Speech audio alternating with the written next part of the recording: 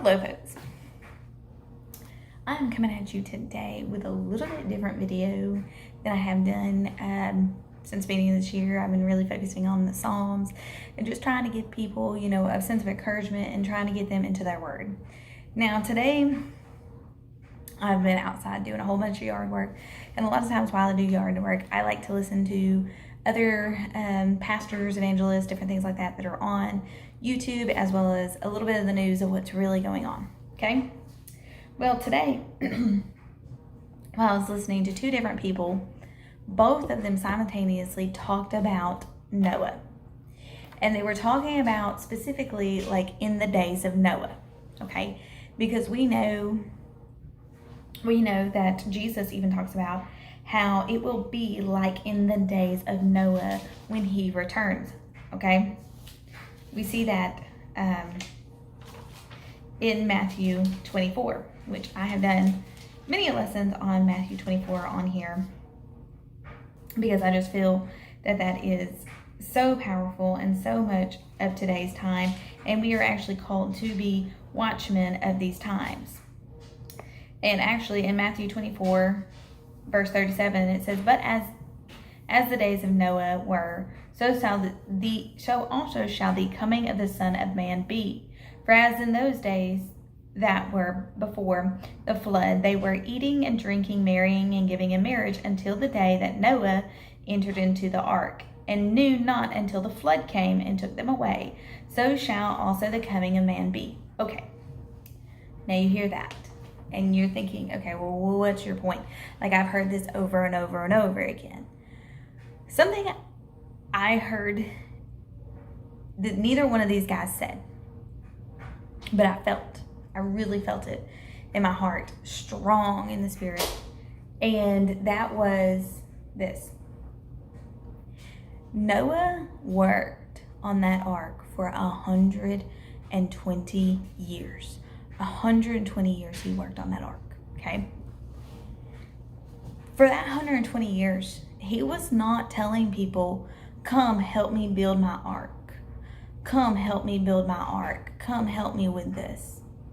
He said, "There is rain that is coming. There will be a flood.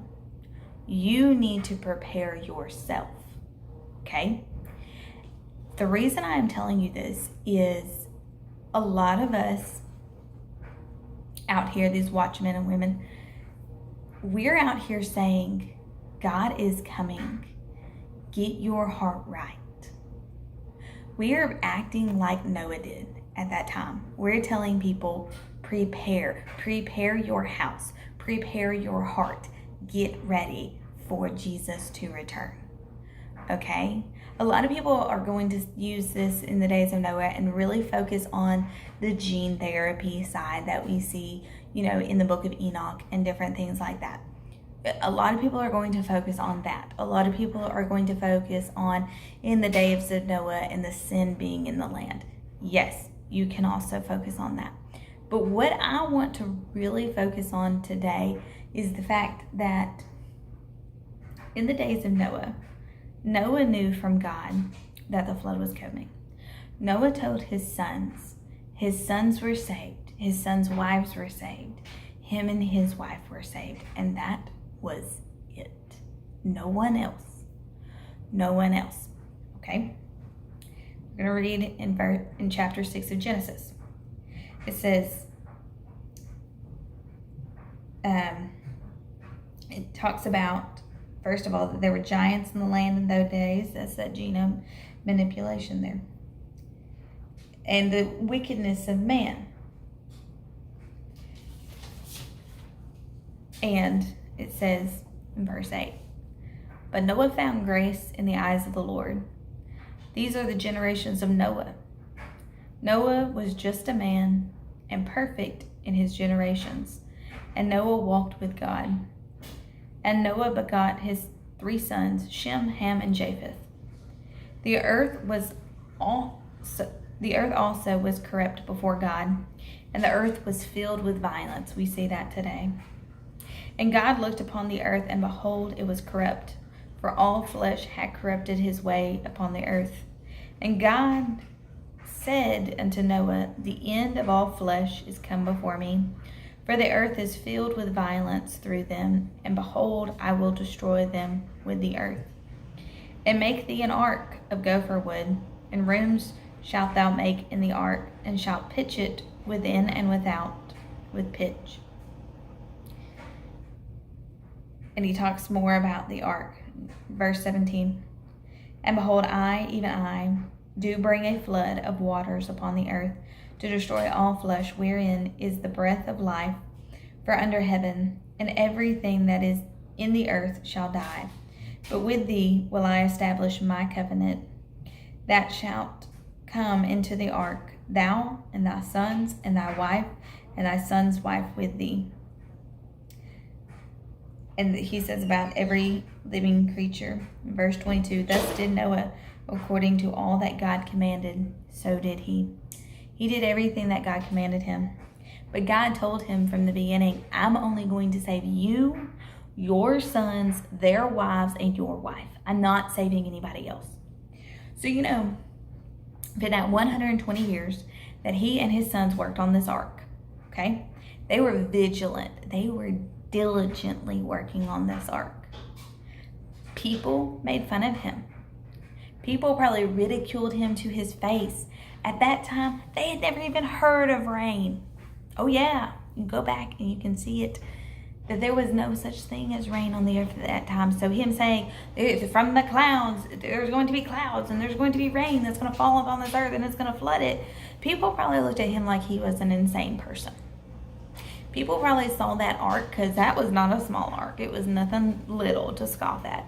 Probably saw that and thought, you are insane, dude. You can do whole lot more with your time. And yet he still built it. For one, he trusted in God. He believed that word that God spoke to him. Even though it was not even until 120 years later that the earth actually got flooded, he stood on that word the whole time. Why? Because God always keeps his promises. Okay? And he was one of the only one in his generation that was walking with God. But I want to tell you this. God told him, I'm only going to save you, your sons, their wives, and your wife. No one was going to believe him anyways. Didn't matter what he said. They weren't going to believe him. Okay? You see this later. These people acting the same way later in the Exodus. Why? Because Pharaoh's heart got hardened. Also in the book of Daniel, it says God hardened Nebuchadnezzar's heart. God hardened Pharaoh's heart so many times. Don't you think that when God saw all that was in these men's heart, that he didn't harden their hearts to where they didn't believe them? Folks, I'm telling you, that's what's going on now. Trust me, majority of these people around you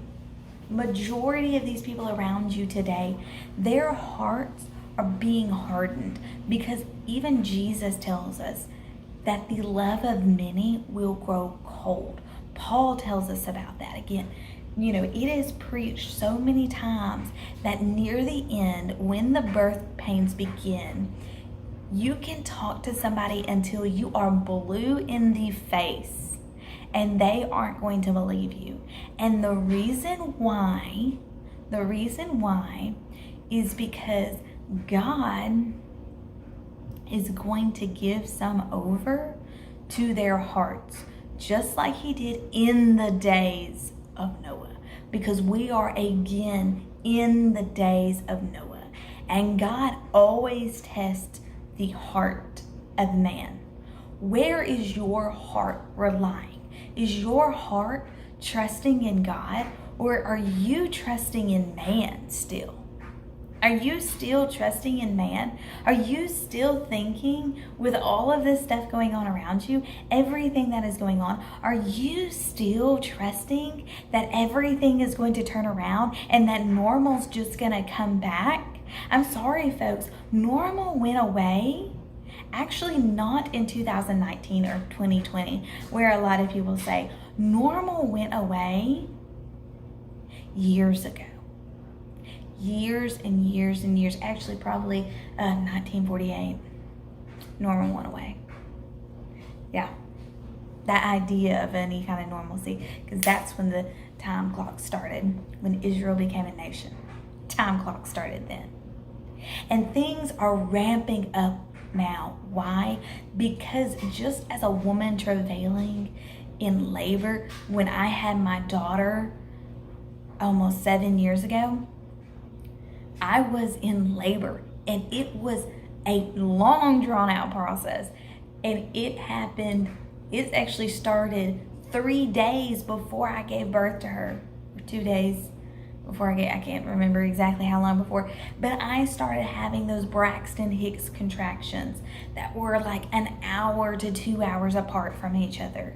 And then they kind of started getting a little closer together. And then I woke up on Christmas Eve morning with contractions every 15 minutes. And then they got closer and closer together to where then I went to the hospital when they were 5 minutes apart. I got down to where they were overlapping, basically a minute apart, but I was still in pain from the first one when the next one would happen. Okay? Because that's how the events are happening now. The events were happening so spread apart at first that it was like, I don't know, like a woman about to give birth. It's one of those, well, I don't know, maybe I'm getting close to delivery, but I'm not really that sure. To then, okay, we're getting kind of there, we're getting closer, but it could still be a while, it could still be tomorrow that it happens. And then it gets to the point to where it's literally overlapping. The things that are happening are overlapping, and they're happening so fast that you don't even have time, just like I didn't have time, to even recover from the last thing happening to the next thing happening. We are about to that point to where it's happening so quickly, you do not have time to recover and to calm down and to just breathe before the next birthing pain comes. That is where we are in the world. And I am sorry, folks, but you've got some family members out here. You've been praying for them. You've been asking God to intervene in their lives. And I'm going to tell you right now, God has. But they have rejected him. They have rejected him.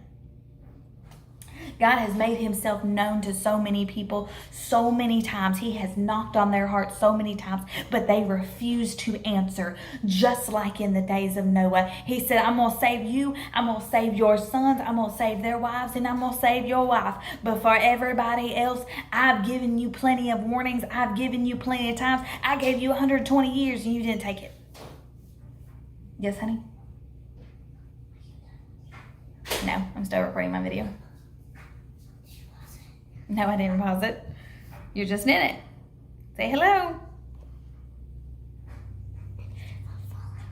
Baby, in just a second. It says, but we are reminded in Matthew 24, there was my sweet daughter.